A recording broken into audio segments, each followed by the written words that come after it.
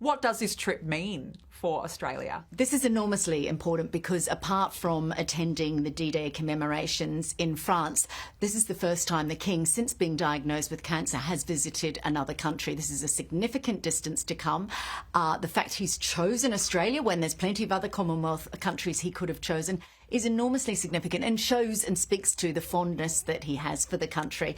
The fact that they're prepared to make that long visit for what is effectively only a 5 to 6 day trip to Australia. They've had to cut out New Zealand, of course. They're timing it with the Chogam visit in Samoa. But nevertheless, it's a huge honour, I think, to Australia. And how special is it that despite the fact he's had cancer, he's gone through treatment, he's still making Australia his priority? Absolutely, and we don't really know where his cancer is at. We've obviously had the updates with the Princess of Wales, but the King hasn't given us an update as to where his cancer is at, apart from to say that he has been going through treatment. So very significant that at a time when he's, anyone who's gone through cancer feels beleaguered, can feel tired. The fact that he's prepared to make that long journey speaks volumes about not only what he feels about Australia, but what he feels about his position and the monarchy and how important it is as a man in his mid-70s to continue to do the work that his mother set out to do. How much will this starve off the Republican movement in Australia? Because there's been rumbles under the surface, particularly since the Queen passed.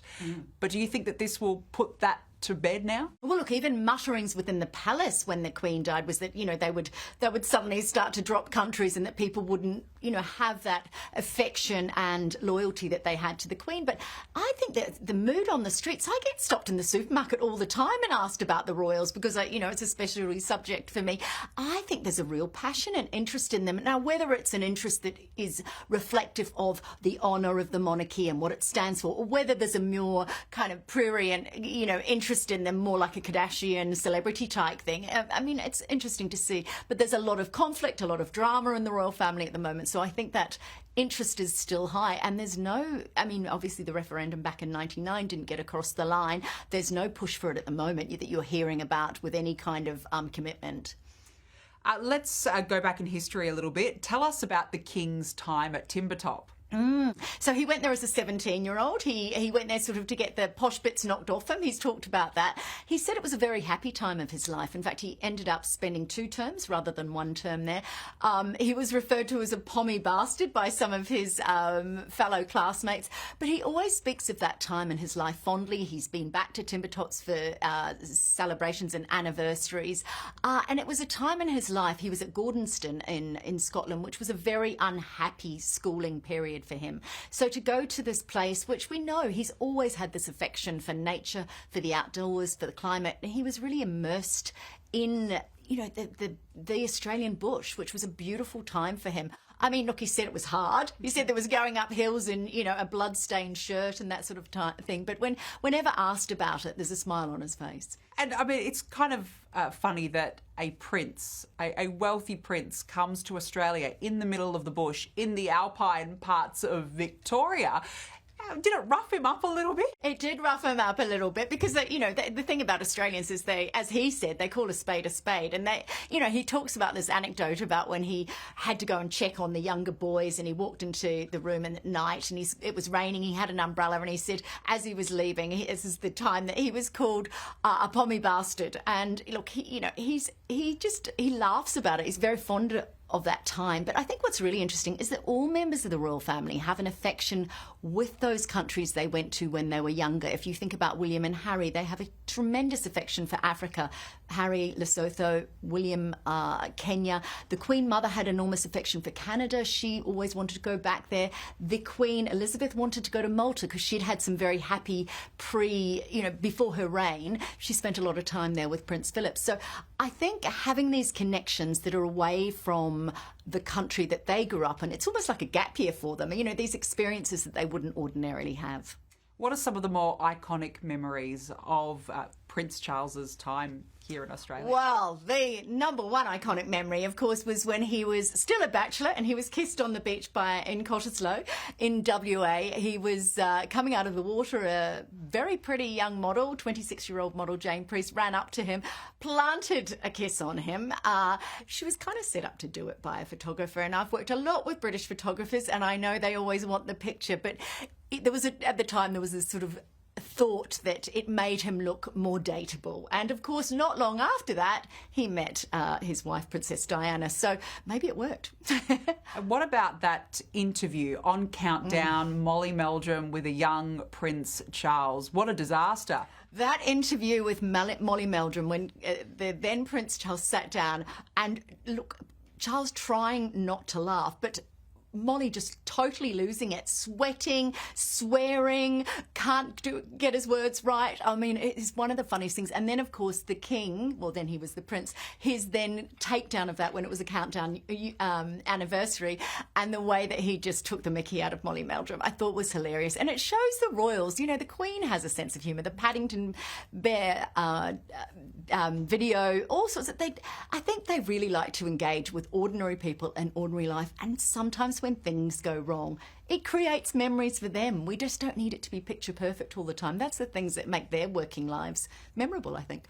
There was also an attempt on his life. It was back in 1994. What happened? He was down at Tumbalong Park in Darling Harbour. He was about to give awards to two young people who were coming up. He actually, he's standing on the stage and there's the sound of two shots. And if you look at the video of it, you hear these shots and he's sort of fiddling with his cufflinks and he doesn't quite know what's happened straight away. And then what happens is he's pushed out of the way by a security guard. In fact, the then Premier got involved and tried to tussle this man. It was something called a starter gun. He wasn't hit, or shot. The shots didn't hit him, but a little bit unnerving, of course. He later said, you know, in an interview that, you know, you think that you're going to react like James Bond or Indiana Jones, but you don't. That's not how you respond. You sort of freeze. But it gave him some...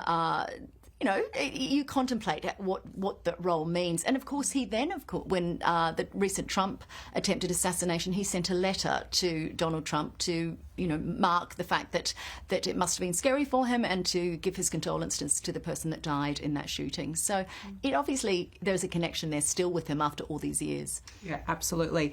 Let's talk about Charles and Diana's visit back in 1983. This was their first overseas tour together. How did it go? How would you describe it? That trip went very well for Diana, of course, because she's a 22-year-old. She brings her 10-month-old beautiful baby, and she is just a superstar. She stands out there in her dresses. She's dancing. She's meeting people. She's on the, on the radio.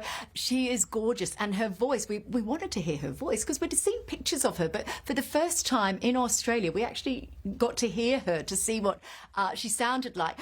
Not so good for Charles, unfortunately, because not long before in Wales, he'd made a comment to one of the Queen's friends, Queen's cousins, saying that, she now gets all the attention, or words to that effect. And that was crystallised in the trip to Australia, that there was this young, beautiful, dynamic woman who suddenly everybody wanted to shake hands with or wanted to smile at or have a chat to. And so when the moment that they'd go one direction, she'd go one, he'd go the other, he'd almost hear a sigh when the people on his side that they weren't going to get Diana. So a tricky trip, but kudos to that couple because, of course, it was the first time that a baby had been brought on a royal tour. So, you know, it paved the way for Meghan and Harry and, of course, Kate and William to bring their children on trips in the future. So she was a groundbreaker. Was this the first chink in their marriage? Did the Australia trip tip that marriage over the edge? Look, they'd only been married a couple of years. They hadn't had Prince Harry at that stage. Look, very early on, even from their honeymoon, we know from Diana, her true story, the book where she spoke to Andrew Morton about her experiences, that even from the honeymoon, she realised that there were areas of incompatibility, of course.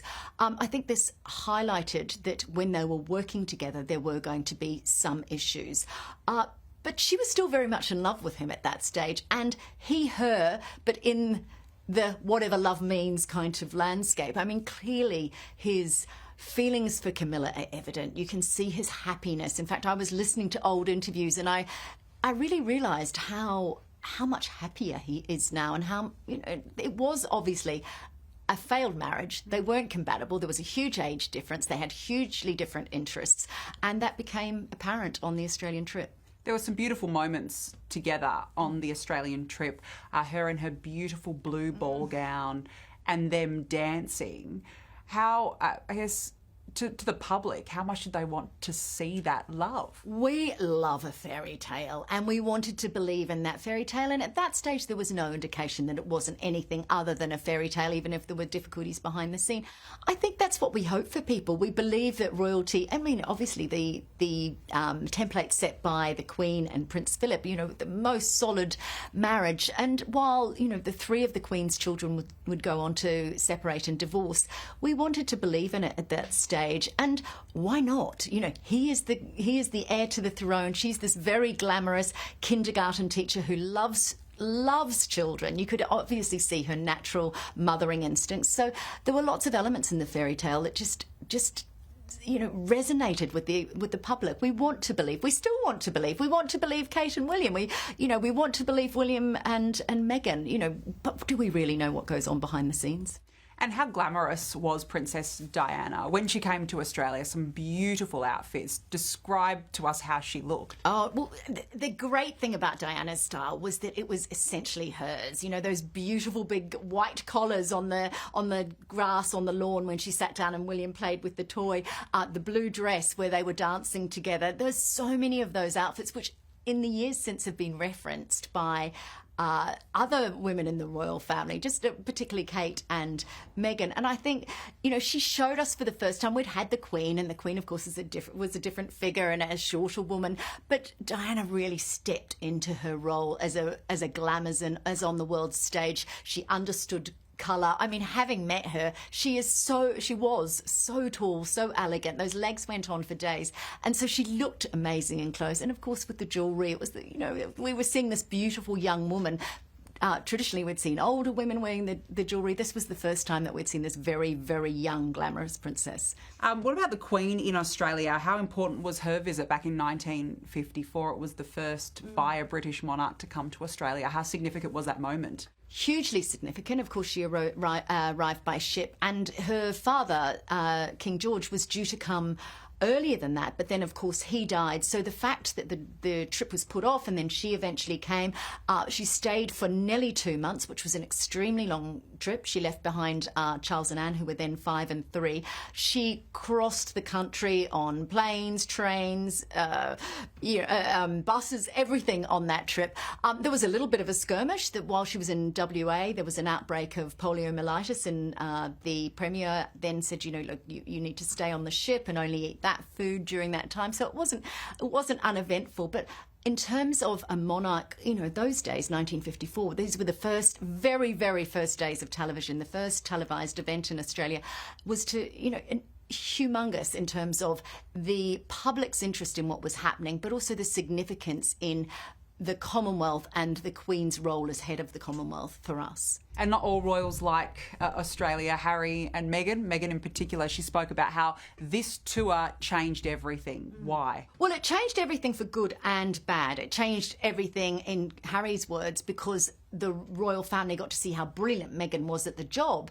But from Meghan's perspective, and we've heard about this, that she sort of questioned, why are these people coming out? This is just silly. And she just couldn't actually see the role of the monarchy and what it meant. And when it was explained to her that this is the institution, this is how it works, this is how we go and we meet people and we go on walkabouts, but she couldn't quite understand it in a theoretical perspective. But in terms of doing it, remember she baked that the banana bread that she took along to, I can't remember what the event was, but she took along banana bread. She was adored. So it did change, but I think it showcased to her that her acting job, this was not her acting job. This was another role entirely, and she was part of a big institution, and she wasn't the hero of it. She was a cog in the wheel of the institution, and I think that became very clear to her quite quickly. Of course, it was a glorious time for us because we learned that she was pregnant. I met her the night of the National Geographic Awards. She looked incredible. She looked like she was made for the job, but obviously already behind the scenes there were murmurings of discontent. Why do the royals love Australia so much? Look, I think King Charles loves Australia because it's something that he doesn't have, that climate, the bush, our friendliness. He loves the multiculturalism. If you ask him about it, it's the fact that Australia is a multicultural country. And he said that one of his favourite things on one of his tours was meeting with ethnic and religious leaders. He's always had an interest, as was evident at the coronation, that he really embraces people of different ethnicities and religions. So I think for that, he sees us as this young, vibrant country. He once said that he felt like he belongs here. He sort of backtracked on that and then said, I have an enormous affection for Australia, but he's been many times. He's obviously brought Camilla. This is their fourth time to come here together. There is a tremendous affection. And for the new Queen as well, she's going to be doing some things that really resonate for her. Domestic violence issues, a literacy program event that she's going to be attending. She doesn't like the heat, though. She hates the heat. So let's hope it's not blisteringly hot days in October, and the dates that they come. What are the King's priorities now he's coming back to Australia? Look, his priorities were always the 4 Cs: climate, community, culture and Commonwealth. Now he adds a number 5 to that, and that's cancer. Since he's had cancer, it's become top of his list of things that he's interested in and curious about, and that's reflected in the itinerary. He's, of course, meeting Georgina Long and Professor Scolia, who developed the immunity drugs around melanoma. So there's a huge interest in that for him. But, of course, it's all the other things: climate, connection. The community, of course, the Commonwealth is, of course, very, very important to him. And he's always said if Australia did want to become a republic, then he would support that. He said, it's not like we have the country to make money for us. That's not what it's all about. It's the people's choice, and that democracy is at the heart of that decision. So he supports it fully. And walkabout, why have the royals decided to omit that term from their tour? Well, this was a concept that was dreamed up by the Queen Elizabeth when she first started coming to Australia. She wanted to meet the people, and of course that interaction had never happened before. So they use this phrase. They're no longer using it because it's considered insulting to Indigenous people in Australia. Of course, that is that word. So that is their word. So they're now just calling it a meeting with the community, meeting with people, instead of using that term, which is, highly respectful. Great idea. And that's the thing about Charles. He's always very interested to move the dial forward on issues that he's a very progressive man in lots of ways.